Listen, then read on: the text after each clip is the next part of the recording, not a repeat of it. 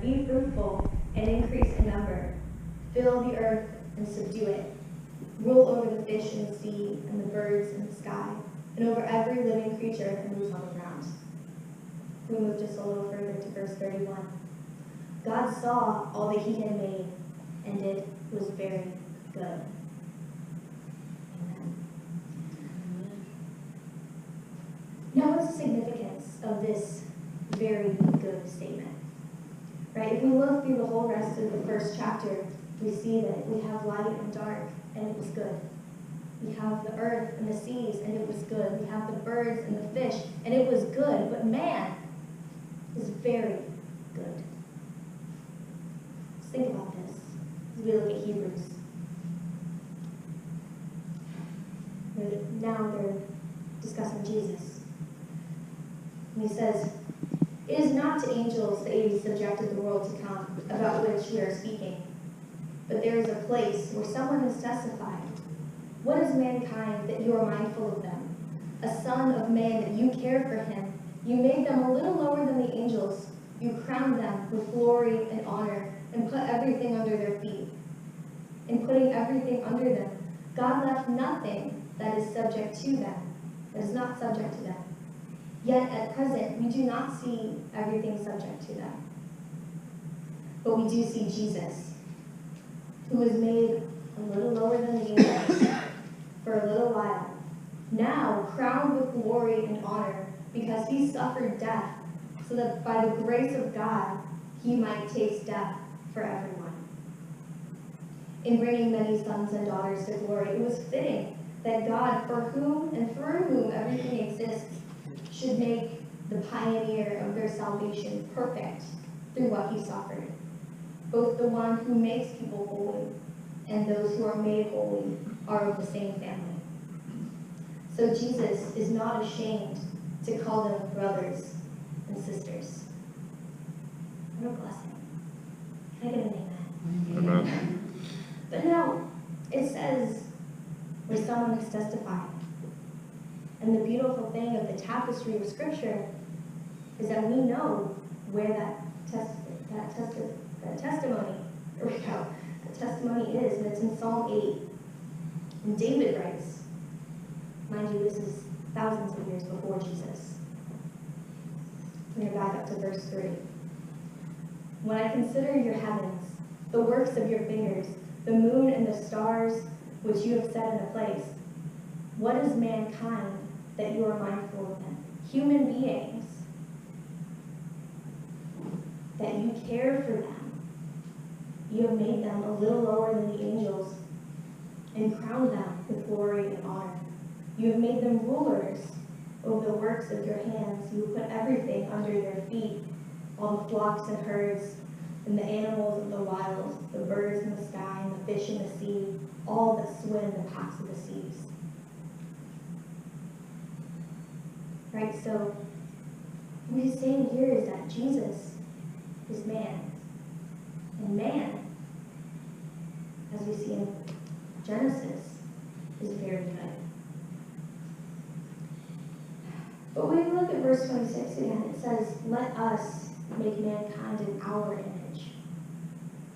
Now, from a 21st century Wesleyan Christian, we might think, oh, well, this is obviously the first mention of the Trinity, Father, Son, Holy Spirit.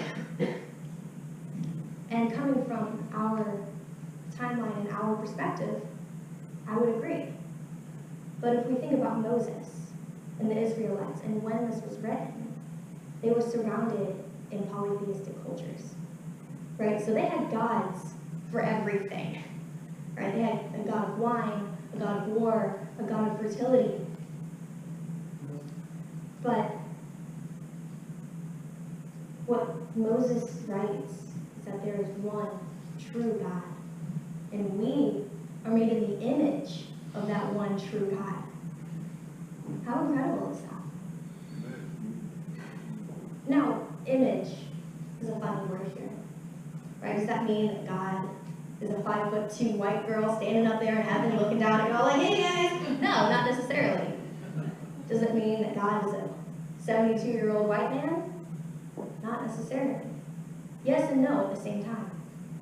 Because God transcends everything that we know of what image is. Also, if we look at the original text in the Hebrew in which this was written, image is not just a picture. It's not just this looks like this, but this is the graven image. This is the idol of this. Now, idol. I've heard that word before. We look at Exodus chapter 20, verse 4. God tells us in our commandments that you shall not make for yourself an image, an idol, in the form of anything in heaven, above or on the earth, beneath or in the waters below. You shall not bow down to them or worship them, for I, the Lord your God, am a jealous God, punishing the children for the sin of the parents to the third and fourth generations who hate me, but showing love to 1,000 generations of those who love me and keep my commandments. So what do we do with this? If man is the idol of God, we are not to worship false idols. I think this is where society is a little confused. We are at a point where, we, even now, have gods for everything. Right? Who in here has ever relied on a diet to make their life better? Oh, if I can just lose 20 pounds, everything will be okay. Or decided not to sit with a very close friend on a certain day because of what sports team they root for. And let's not, forget the elephant in the room, money. Oh, if I had this much money, life would be great. If I had this much money, I would be able to accomplish all these things. And so really, we're all just recovering polytheists. This is Polytheist Anonymous. I'm going to say your name. But, what does that mean for us now that, because if God created us to be very good, that's not very good. We are doing one of the very few things that God has told us not to do. But if we look at Genesis 3, we see that it didn't take till now for that to happen. God gives us full dominion over the earth. And within 2 chapters, we ate from the one tree that he told us not to do.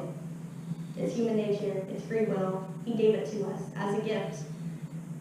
But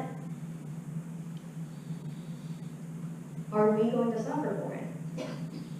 Ultimately, no. Because Christ already did that for us. Right? And so what does that mean for us now? We're in an age of war and famine, and there are people just dying every day. But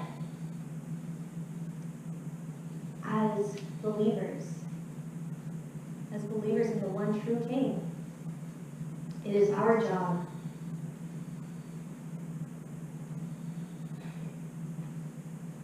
So what is our job now? For every thou shalt not in the commandments, there is an equal and opposite thou shalt.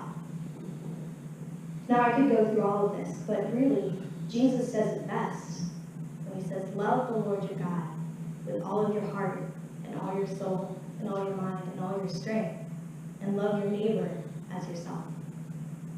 So church, if we can accomplish that today, if that can be our mission, God will look down on us and say, it is very good.